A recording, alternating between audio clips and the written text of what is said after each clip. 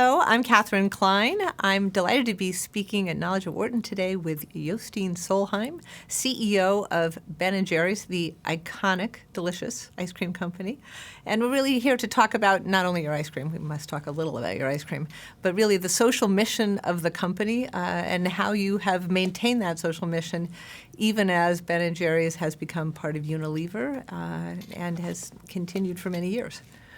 Well, yeah, no, great to be here. Thank you for coming. I think it's like all companies with a long history. Ben & Jerry's is now 36 years as a mission-led company.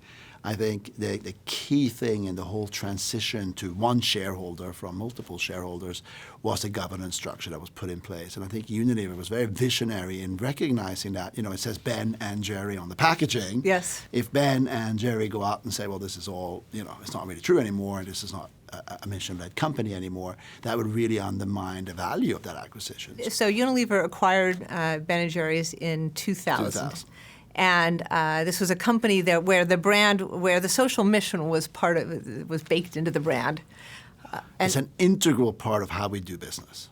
And Unilever saw that, and its investors saw this from the beginning and saw value, and even at that time saw value in this. So that's why they set up, and together with the then sitting board, agreed to set up an independent board of directors that act basically like our benefit corporation director.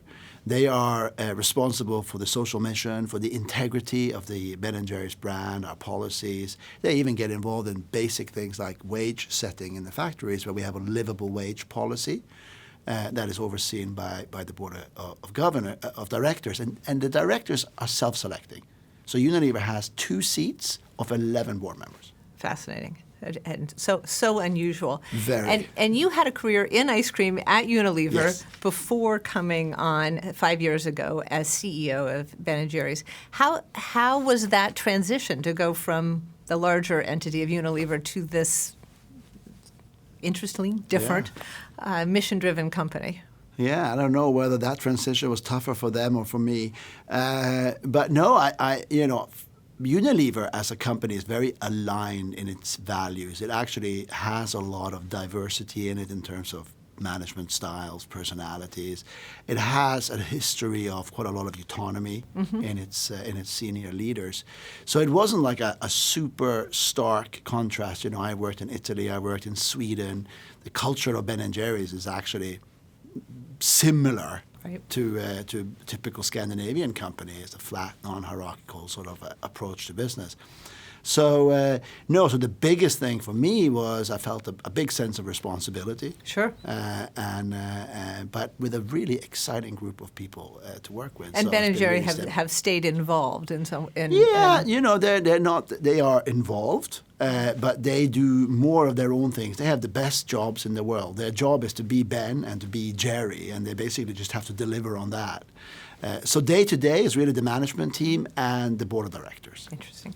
So Ben & Jerry's describes itself as a values-driven company. You celebrate your social, environmental, governance values on the website. Can you talk with us about how that plays out in action? How do we move from words to deeds and actions? Well, I think that's the key point. A lot of companies would say they're consumer-led. Yes. Whether that's in product development or in a mission. Similarly, when companies like that come to the world of CSR or whatever, they look at what do people really care about, and then how can we be part of that?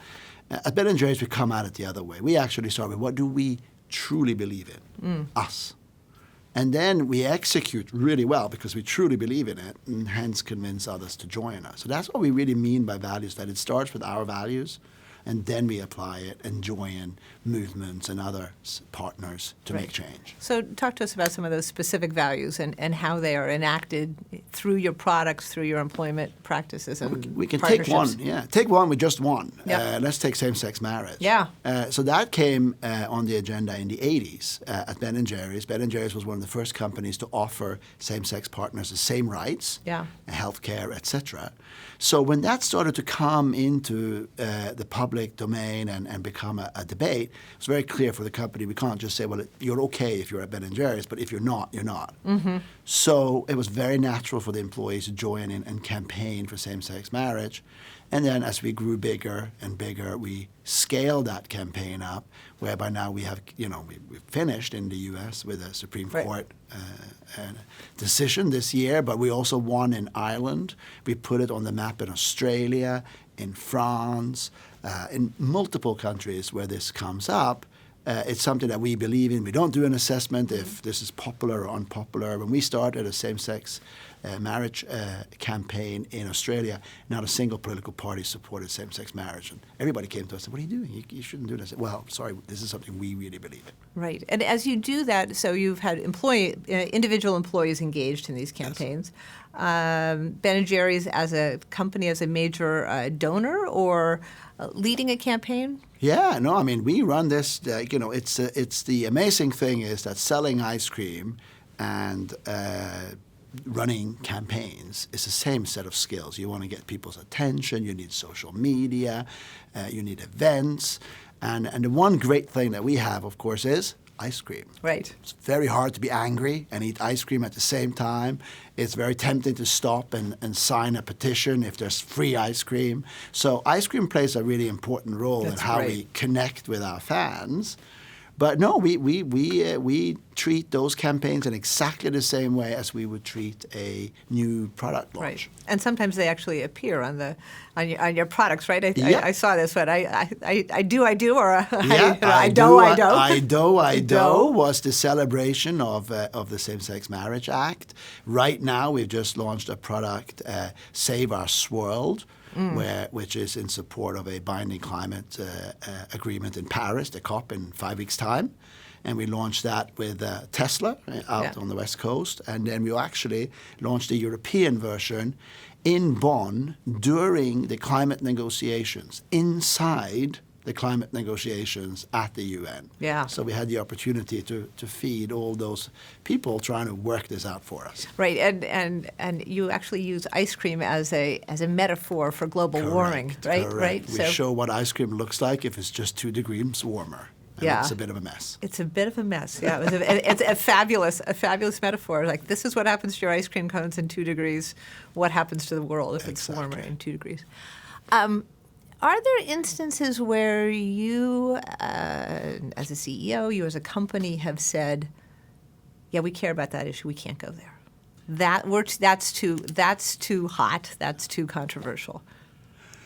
There are many issues where we've had to say we can't go there, not necessarily because they're too hot or too controversial, more because we don't judge that we have a real ability to make an impact. Or that we are really prepared. We really believe you got to walk the talk, not just talk. So we want to really align our internal programs with the external campaigning. So there are issues that come up that are important and legitimate issues, and we haven't built an internal program, and we'll start that and then join in. But controversy is not something that scares us. Maybe it should, but it doesn't. We were the only corporation to support Occupy Wall Street at Saucony Park, which was a surprise to them as well. And, as I say, nothing bad really happened to our business as a result of that. Yeah, so what are we like to hope in the social impact space that companies can actually achieve a positive financial return and a social return on investment and on social impact strategies. What's your sense of how this pays off or doesn't pay off for Ben & Jerry's? Is there I mean, it sounds terribly crass, but is there money to be made through corporate social responsibility through this kind of values-driven company? There is because people want to make a difference with all the things that they can, actions and activities that they can do. So what you buy and how you buy it is a big part of your everyday life, and increasingly consumers are saying, I don't want to waste my money on products that don't try to make a difference. Now, there's a lot of greenwash out there, and I would, so people are rightly so skeptical and demand, real evidence and some other authorities and just what a company say. But it's the fastest growing area of fast-moving consumer goods by far. Socially responsible companies are making up 60% of the growth in fast-moving consumer goods in developed markets. And if you look at like a Nielsen statistic that just came out now, which was across 14 countries, what you're seeing is the rate of change is really picking up. In 2013, 50% of respondents said that they would pay more for a socially responsible product. Today, that's already at 66% and accelerating. And obviously, a big driver of that is our wonderful millennials. Yeah. Yeah. And do you see this as something that any company can do? I mean, Ben & Jerry's could be criticized on some, is this a healthy product? I'm thinking of other products that we may look at and say, that's not a healthy product. That's not a product that's good for the environment.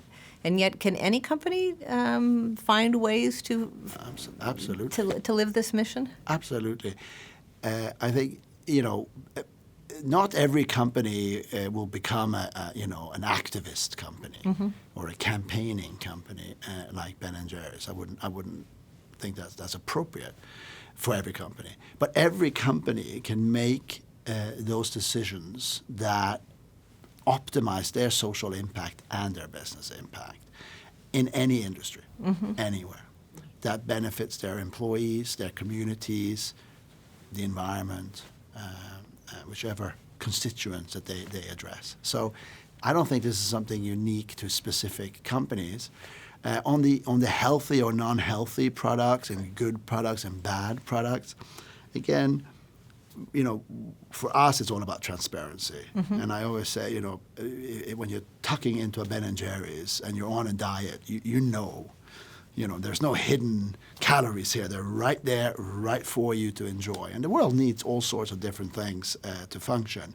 So now, I think transparency is critical in any offer. People should really understand what they're getting into, and we shouldn't try to fool people. We shouldn't have hidden sugars and hidden fats, etc.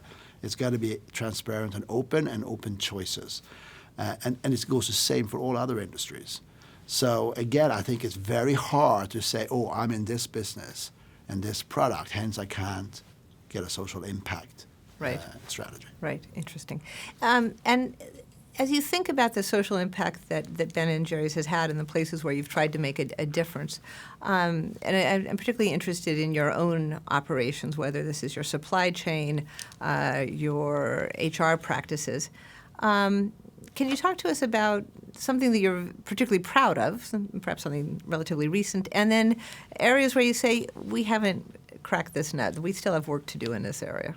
I think actually it could be the same example, actually, okay, in a sense. When we did a sort of a assessment around what are the really big and important issues and what are the really urgent issues that are important to us. I mean, we did a lot of internal discussion, and it was very clear to us that there were two big topics that we need to address over the next 5 to 10 years.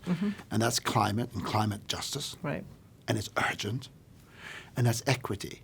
As we're seeing equity, both racial and income, the inequities that we're seeing is creating such a tension in society. It's hard even to operate businesses, neither in that environment of climate change and the environment of inequity. So we've really embraced these two topics. And what I'm the most proud of is to just see how our teams, our partners, really embrace it and scale it and really throw themselves into making a difference. That's probably what makes me the most proud. Right. What we haven't cracked is how do you reduce your carbon footprint by 80%? True. When there's a lot of, again, noise out there, we're going to be carbon neutral or this or that. Well, the carbon footprint of a business goes end to end. It starts on a farm and finishes with the waste product. Sure. And you need to take responsibility for the whole thing, and we need to reduce that by 80%. 50% of our carbon footprint is in ingredients. Wow. So it originates on a farm. And we really believe that carbon neutrality is a real opportunity for farmers to generate another income stream in carbon insetting. So it's one of those things, we haven't cracked it because we're not there, but what we did was we put a price on carbon. So we said we put just arbitrarily $10 end to end per ton. Yeah. And then we allocate that money to a carbon insetting program where we inherently are investing in farmers to inset carbon on their farms. Fascinating. And on the inequality front, maybe two questions. Making clear. So what is the? I mean, sometimes intuitively we can see this, but what is the connection you're seeing between business success and inequality? What is that negative relationship you're seeing? And how might you take action in this space? So, that's typically the first question you get when you're getting involved in structural racism and other of these really deep-rooted social issues. Hey, what's in it for a business? If you actually look at the correlation of success, of economic success and inequality, it's highly correlated. So we have an inherent value and belief that a society where everybody is treated justly and equally is just a better community to be in. But actually, if you look at the econometrics of it, it maps out very nicely as well in terms of economic opportunity and success. So it's not a direct correlation. It comes from our human values. It comes from the values we have in our company. But we also really see those communities thriving and doing better and being better for our business. So that's a sort of a link. Now, climate justice is about climate change, but it's also about the fact that it's the poor people, right, the disadvantaged people that get hurt first. The wealthy can move, and can shift around. The poor cannot. So that has an equity component in it. But as we're moving now into the next phase for us, we have to recognize that we're a terribly white company. We come from Vermont. Vermont's 96% white. So we've had to do a lot of work in our company to really, really, really understand it. And we've partnered with a whole host of different amazing partners. We've had a lot of NGOs and activists have taken their time and invested in us, right, to get a better understanding of this. And I think 2016 will be exciting. It's an election year. It's a great opportunity, as I like to see, to rearrange the lighting to get a disproportionate impact on certain key issues like voter rights and minority participation in our democracy. Great. Fabulous talking with you, and just an extraordinary impact through ice cream, and starting with ice cream. So thank you so much for being with us. Thank you, Catherine. Great, thank you.